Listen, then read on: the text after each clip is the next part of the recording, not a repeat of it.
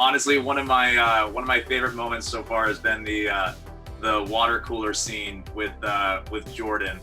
And kind of embarrassing him in front of the girl that he likes. I guess you're sort of 5 episodes in. I mean, Todd, what are you sort of most proud of in these sort of first 5 episodes?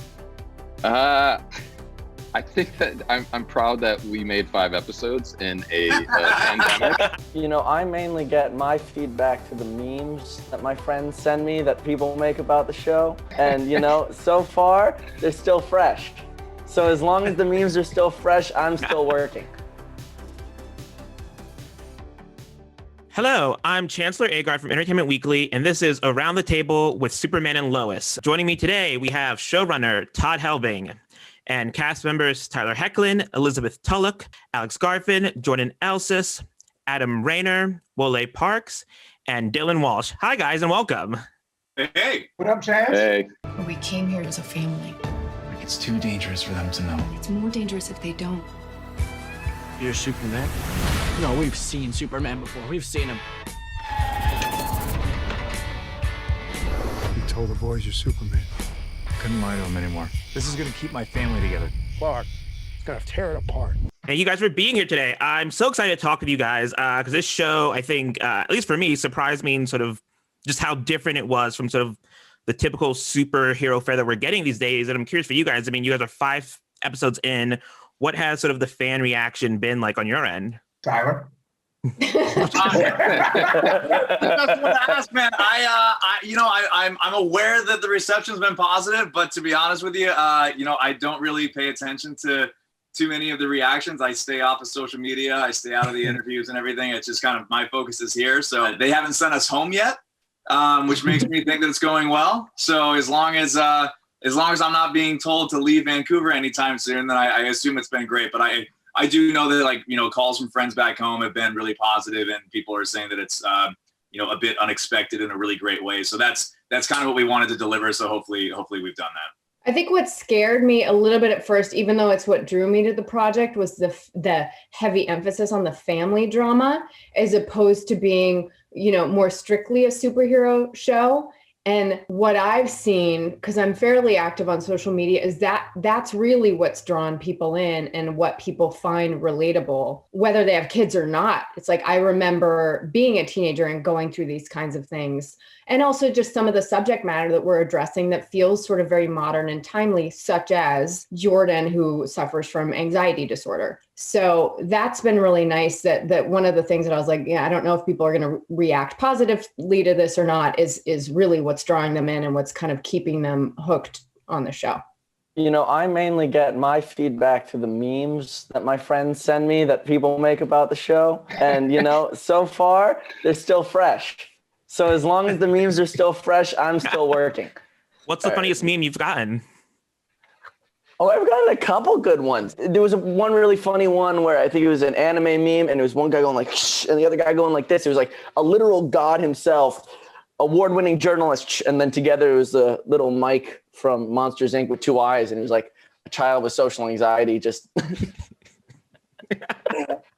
That was a pretty good one. Not going to lie. Elizabeth, it's cool that you sort of brought up the family aspect, because I think that's sort of the one thing that I really enjoy about the show is that we see all these sort of intimate moments in the Kent Lane family, like you guys sort of having that paint war in episode 2 or 3, or just like Clark coming home and like laying his lap down Lois's lap. I'm curious for the Kent and Lane family, what has it been like to sort of explore this sort of different side of the mythology, and sort of what have been some of your favorite sort of quote unquote family moments you guys have gotten a chance to shoot? That paint fight was really fun for the 4 of us.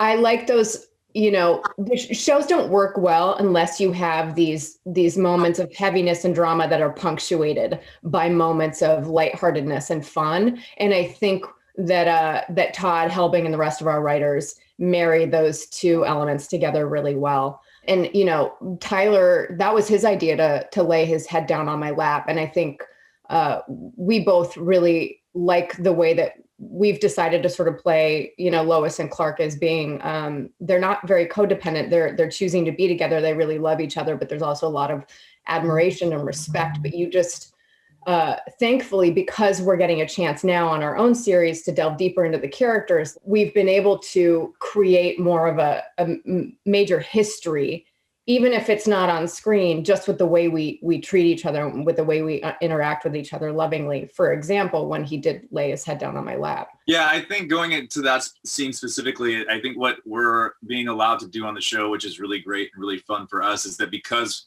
this is not an origin story for Superman, it's not an origin story for Lois. This is into their lives and they know who they are. And now really like the discovery phase is coming through like their children, and like it's their children's origin story now. So we're getting to see them in areas, and it's being reflected in our blocking, in the way that we're shooting some scenes where normally we wouldn't have them at that level of comfort. It's like Lois and Clark are still getting to know each other. They're still dating. It's whatever it might be. There's a different level of comfort and establishment in the relationships now that is allowing us to do things like that you don't normally see on these shows. And so I for me, anytime we get a chance to do that, and it's like, well, we don't really see that usually on these shows. Let's have them in a position that's not just like standing straight across from each other having this conversation.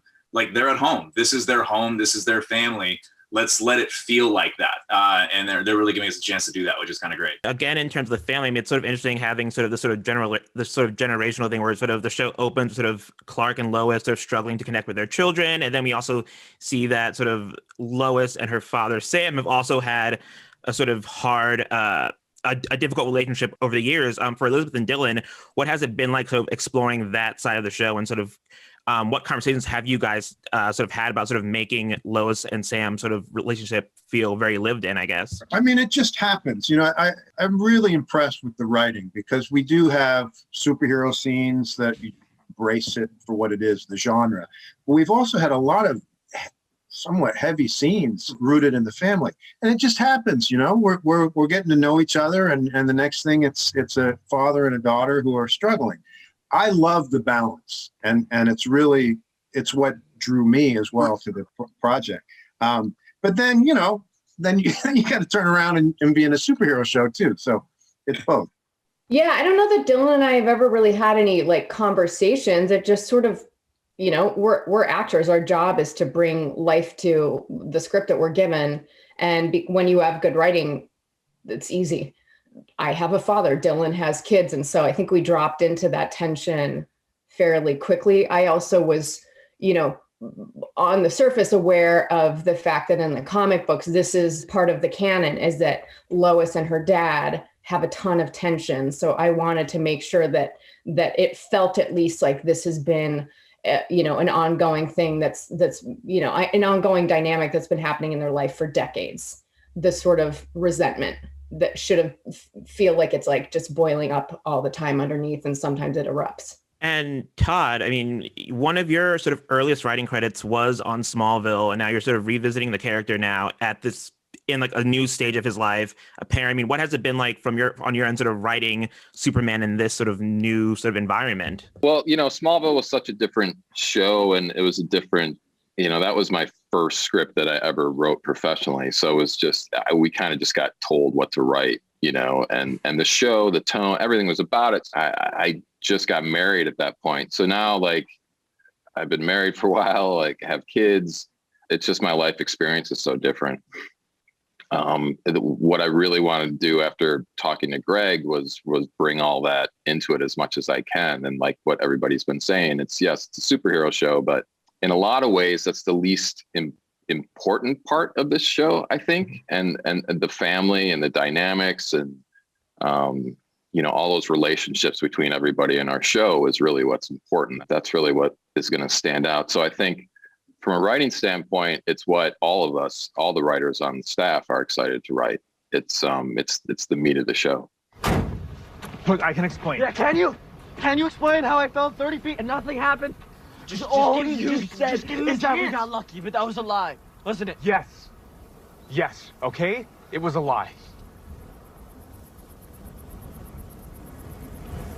I guess you're sort of 5 episodes in. I mean, Todd, what are you sort of most proud of in these sort of first 5 episodes?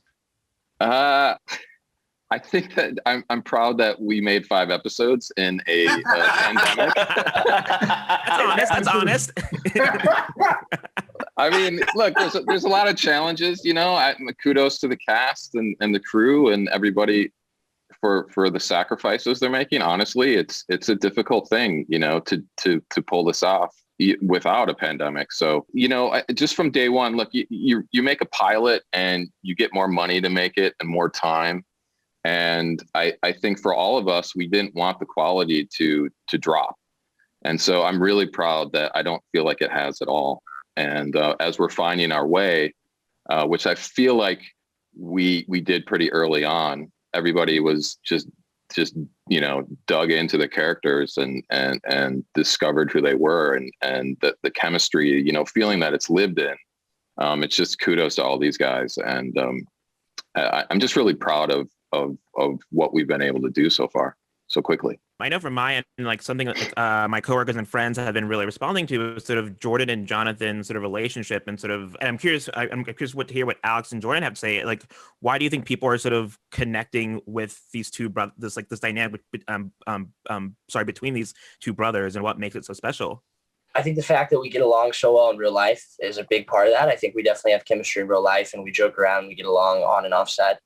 But I also think that we, because we luckily are pretty young, I think we're able to be relatable. I think that we've lived in these characters' shoes to some degree, even if obviously I don't think Alex is anything like Jordan, and I don't think I'm that much like Jonathan in a lot of ways. But I think that it's still, we have figures in our lives and people that we knew growing up that are very, very, very similar to these characters when we saw kids. I mean, I saw especially a lot of kids in my generation growing up, and especially in high school, that were just like Jordan Kent. And I struggle with anxiety. And so I've seen this before. And so that's why these characters are so relatable to people. And that's why people are latching on to, again, like piggybacking off of what Tyler was saying, sort of, really the family part of it, the family aspect and the brothers. I think people need that. I think in the times that we're living in, like Todd said, it's a freaking pandemic that we're living in right now. It's crazy. And people want something that's real and grounded and raw that they can really latch onto and they can appreciate, because it may have been a while since they really felt that warmth and that's that family. Maybe they can't see their families, right? So they miss that, and they want something they can watch that really gives a glimpse of that, I think. And I think that's why people especially appreciate some of the relationships, but whether it's between the brothers or between Lois and Clark. I do have to say, I think there's an importance in the foundation of love that Jordan and I tried to invoke in Jonathan and Jordan. Of course, there's two Jordans floating around, but either way, I think that foundation of love makes people respond better to them, because I know in my life, I based a lot of the relationship off of my own brother. And I love my brother, but I fight with my brother every single time I see him. So no matter how much conflict there was, I think it was the beauty of the writing that really had them still support each other in the end. Small moments like the poles are falling on Jordan, so Jonathan immediately goes over and tries to protect him. And every time that dynamic starts to switch, now that Jordan is clearly coming into his own in Smallville, and Jonathan is being relegated to a place that only really Jordan knew before. So I think not only is that foundation of love important, but I think the backstory that I think was very elegantly put there is also really important as well. And as for Jordan's anxiety, I generally really wanted it to not be the center of him.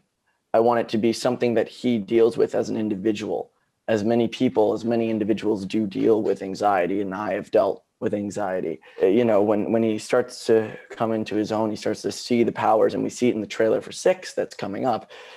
He starts to come to terms with the inevitabilities that the powers bring. And obviously that can be very isolating, as Clark experiences a lot. Look, I need you right now. I need you to get me that ball. You hear me? Yes, Coach. Yeah! Yes, Coach. Hey, come on. It's just like practice. This is different than practice. No, hey, you got this, okay? You can do it. Just go. Now entering the game, number 24, Jordan Kent. And now I want to move on to the other side of the show, for lack of a better term, the two sort of villains of the show, or at least antagonists. Adam, I want to start with you. Just as sort of, I'm curious about sort of how you sort of approached your performance as Morgan Edge and sort of playing this character who is sort of on paper at least sort of the antagonist and sort of making, getting in his mind and sort of understanding who he is. With these larger than life characters, you can't necessarily use much of your real life. He's a sort of billionaire. I don't know any billionaires. So that's when you kind of look to who's out there in the public consciousness that can help you. And as I've mentioned before, you inevitably are drawn to people like Elon Musk and who are sort of charismatic and idiosyncratic and faintly sinister, I think we could say. Yeah, you sort of look at those kind of people and how they carry themselves. And I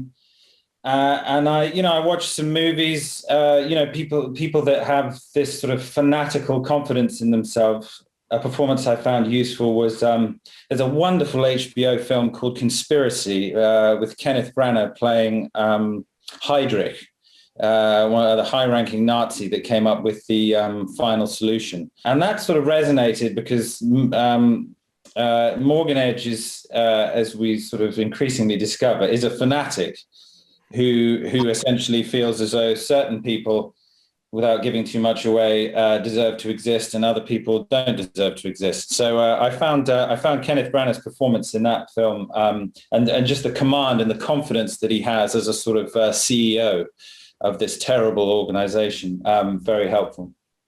And Wole, I think the Stranger, or Captain Luthor. I mean, this character is shrouded in so much mystery. We're sort of getting details of script by script, episode by episode. I mean, for you, what has it been like to play such a character who's been defined by sort of mystery and like where he comes from and all of that?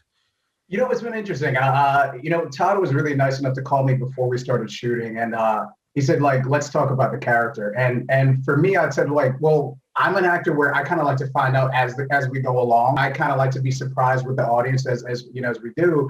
And he told me, well, these are the key things you need to know, And so for me, what I've been trying to do, and I hopefully it comes out in the performances, people understand that this is a guy who's not, because I know you describe us as more, I'm glad you said antagonist rather than the villain, because I ain't a villain in my mind. But the whole thing is with him is, he has a serious motivation. I think, the idea when we see all the Lex Luthors in the past, they've been sort of coming from the idea that, we can't bow down to Superman because he's this god. If he turns on us, this can happen. All these hypotheticals. Whereas with this guy, he's seen it. And I think I was really glad that Todd showed that earlier on. We see, at the end of episode 2, an evil Superman. Because the idea of that, if Superman just decided, I'm kind of tired of humanity, I'm going to turn on you guys, what would we do? So, I think that's been really nice to sort of have a guy come from a place of true sort of, his motivations are very defined and they're very clear. It's not sort of just, he's bad for the sake of being bad, So that's been really good for me. I mean, one of the interesting developments to see in these first 5 episodes was when we sort of started seeing him interact with Lois when he's undercover. I mean, for you, how did it feel to go from sort of delivering a mostly sort of voiceover performance to then getting a chance to sort of get in the scene with your fellow actors on the show? Oh, it's been great. Yeah, I mean, it was different in the beginning. I mean, it's a little weird because, like I've been saying, we have, by the way, an amazing stunt team led by Rob Hader. And so, for me at first, it was a little weird because, there was a guy in a suit who's me, but it's not me because, I'm not that tall and I can't fit in the suit. And so then I kind of had to match the performance in the voiceover room. So that was a little weird at first, to be honest. But the thing is, like Bitsy talked about, the writing is so good that I found a way to connect to it. And our director, Lee, was so amazing to let me be on set and kind of be part of that process. And that helped. But to sort of get out of the suit, and I feel like that's been good. I mean, we only saw really not too much in episode 2, and then we got more in episode 5, is we finally get to really see who this guy is and how he ticks. And then, of course, at the end of 5, when you see that him and Lois actually had a history, that's a big reveal. And I think he humanizes him really well, which I like. And for me as an actor, it's been interesting because I have a relationship with this character, Lois, as in, Captain Luthor has a relationship with Lois, because based on the version that he knows, she's not that version. so it's this weird kind of disconnect where one kind of is in love with the other one, where the other one doesn't know who the other one is. So it's been interesting to play from a psychological perspective of how you would sort of straddle that line. So it's been really fun. I mean, I'm having a good time. He's an intense guy, so I'll say that. But it's fun. So what exactly brings a Reuters tech reporter to Smallville, Kansas? You. I'm a huge fan. And after reading your piece on Morgan Edge, My heavily redacted piece. I thought there might be a bigger story here, so I did a little digging. You trying to poach my story? It's not my intent. Just want to be on Team Lois. Not sure I have much of a roster these days. Still have Superman. Unless someone else is covering him now that you've left Metropolis. He's a public figure, anyone can cover him. Yeah, but you're the one who seems to always have the inside track. He's just someone I report on. Sure, but without you, I think we all know there'd be a lot more questions about the guy. And Elizabeth, one of the interesting things about this show and its handling of Lois, so we're getting to spend a lot of time with her as a journalist and really digging into that side of her, like where she has her own sort of antagonist in Morgan Edge, her own sort of big bad that she's going up against. I mean, for you, what has it been like to sort of explore this side of Lois, and said what have you enjoyed the most? I think it's definitely an interesting time in history to be playing a journalist, just because there has been such an onslaught in the last couple of years against journalism and media. What I like specifically about what Lois is having to do right now is she's having to take on this ruthless corporate figure without the resources or the platform of the Daily Planet that she has grown accustomed to over the last years, whether it's having copy editors or researchers or just money to do whatever she wants to do. Now it's just her and Chrissy Beppo in a tiny town in Kansas having to, take on someone that big. So that aspect of it is interesting. Like, how do you even start? How do you even approach that when your readership is so small? Like, the only people who care about the Smallville Gazette are like people in Smallville for the most part. I have a lot of respect for journalists, especially right now, given this last year, the daunting task, not only of covering world politics, but also covering a global pandemic that is affecting everyone. So I'm very proud to be portraying specifically a journalist at this moment in history. And I wanted to turn to Todd and Tyler, because Wole brought this up, sort of this vision of evil Superman that we saw at the end of episode 2. I mean, my colleague, Jan Franch, recently sort of wrote this essay about sort of noticing how, like, right now we're at a time in pop culture where we have a lot of evil Supermen on television, either sort of in this brief flash at the end of episode 2, or shows like The Boys, or even the Snyder Cut, which played with that too. I'm curious, and I'm curious what do you think is sort of driving this sort of interest in sort of exploring this sort of what evil Superman would be like, I guess, because again, it is all over the place, a lot more than it has been in the past, I guess. One of the big things for us is to ground Superman, right? That's why we made him a father, and that was the origin of that, just to ground as much as possible. And historically, in the comics, he is such a good person, and Clark Kent in our show was such a good person. It was just really interesting to see this completely different version of him. And when Clark finally realizes that other version exists, how that would affect him. And especially in our story, as you start to see the rest of the season, like how all these stories start to unfold, how it changes the family dynamic. So I mean, just the idea of an evil Superman, an evil person that is virtually unstoppable, and the power that they have. And in today's society, there's these, like, the Morgan Edges of the world, the billionaires that seem to be, have as much power as they want, and what you use with power. That's sort of this age-old question and a concept that we really felt drawn to from the get-go. Yeah, I would say it's actually funny. We kind of addressed it with like a line at least to me, in the first episode when Clark comes into Jordan's room and he's like, "Oh, hey, you make a good Superman."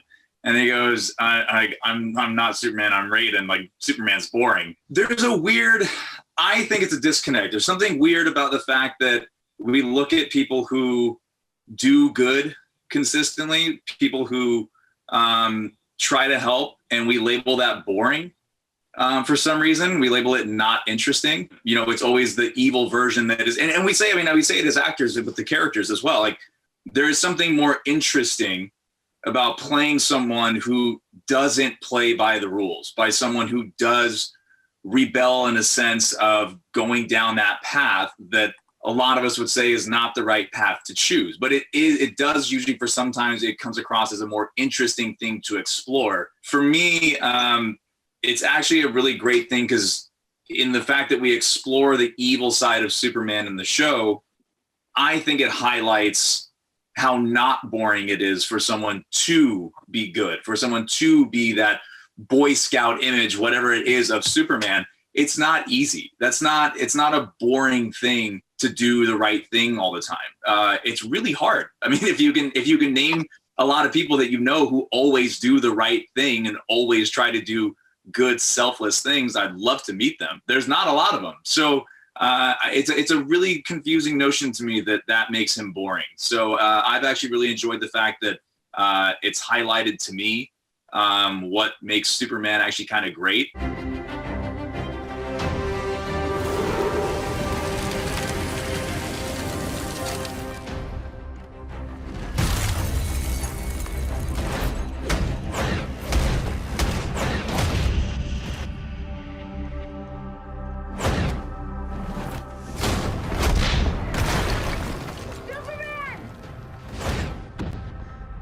He's gone. Are you okay? She's barely breathing.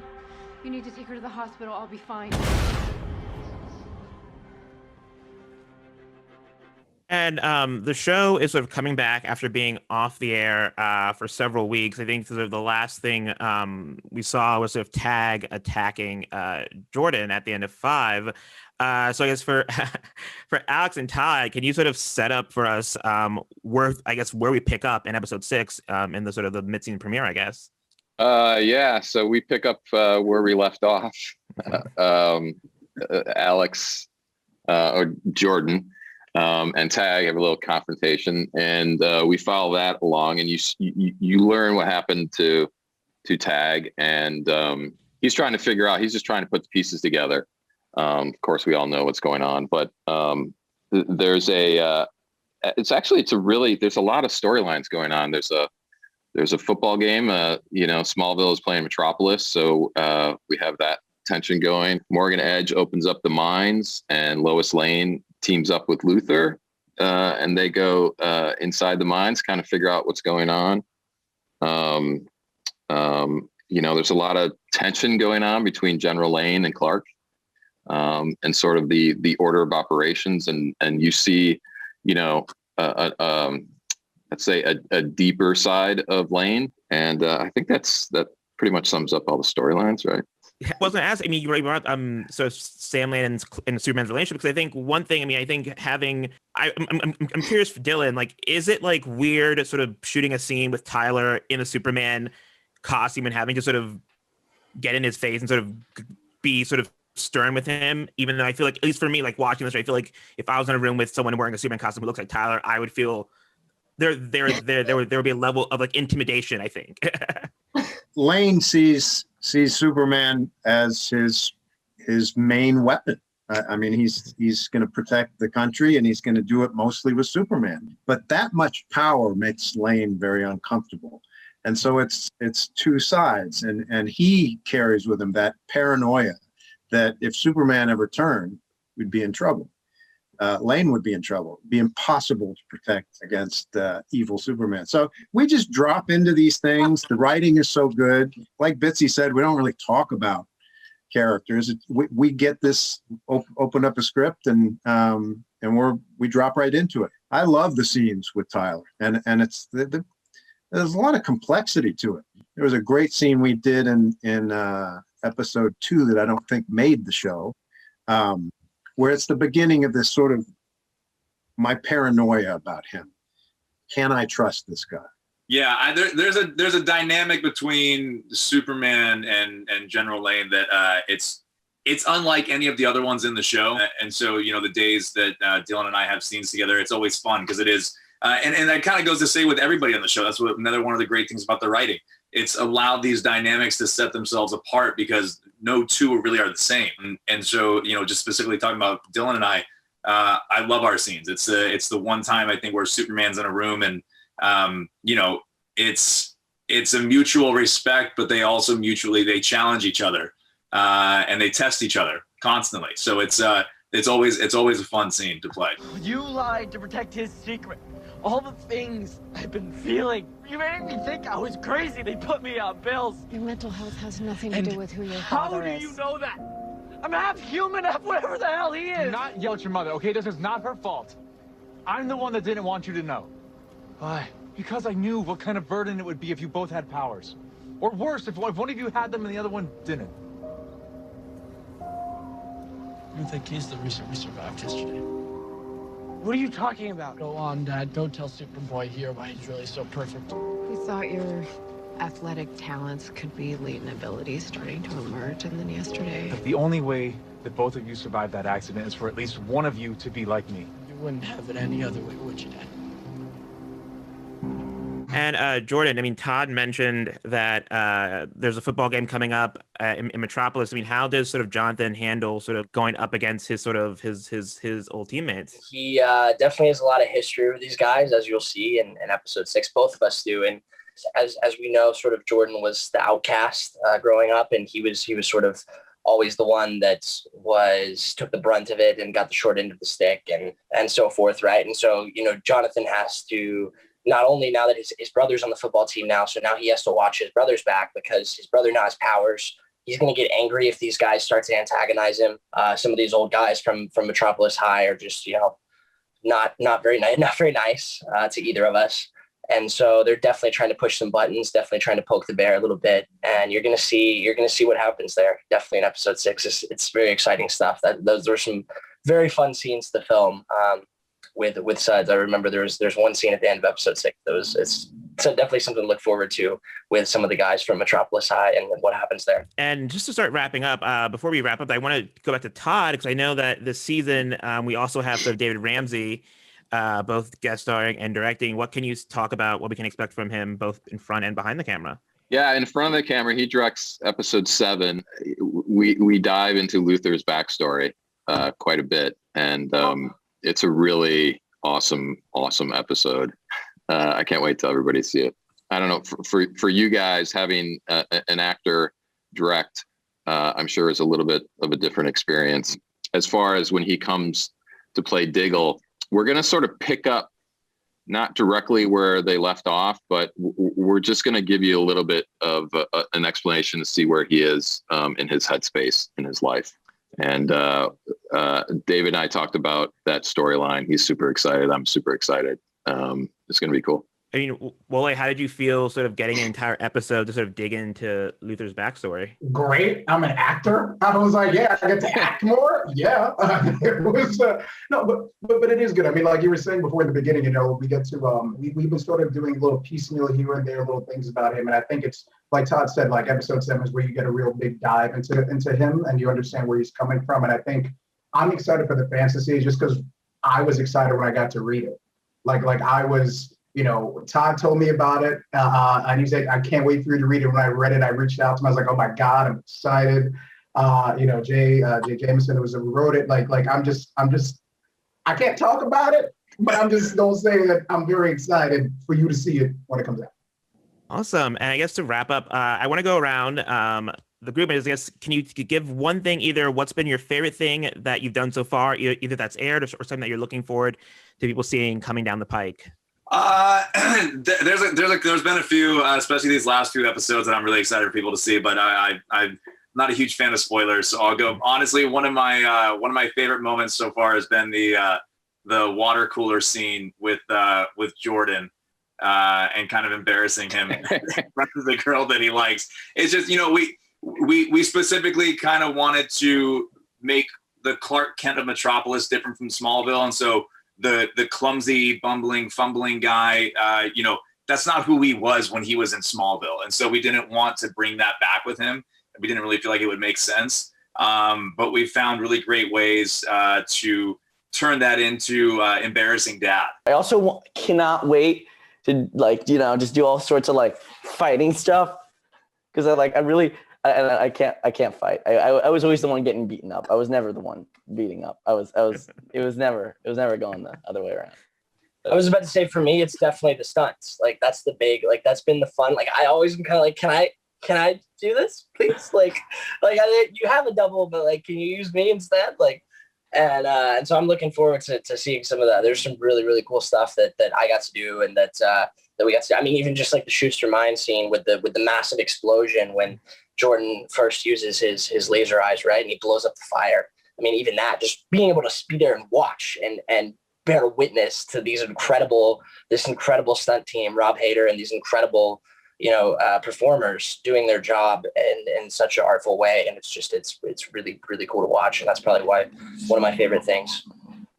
That was so cool. They hooked everyone up to cranes around a pit in a cliff, and they had a fire going, and then they blew up the fire and yanked everyone on the cranes and sent them flying. And then the shot was like 2 seconds long because, like, of course it is. It's only like a 2-second shot. But I was watching on the sidelines like, yeah. But then I was told to be quiet because, of course, they're shooting a television. On my end, it's interesting. The stunts are cool. I mean, like I said before, we got a great stunt team.